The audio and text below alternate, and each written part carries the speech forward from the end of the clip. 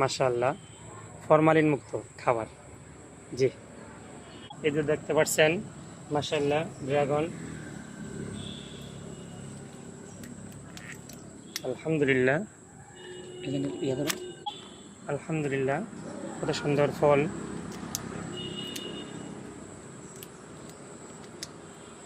আলহামদুলিল্লাহ দেখতেই পাচ্ছেন মাশাআল্লাহ অপরূপ সুন্দর নেয়ামত ড্রাগন। আলহামদুলিল্লাহ আল্লাহ তাআলা এই ড্রাগনগুলোকে কত সুন্দর করে সৃষ্টি করছেন।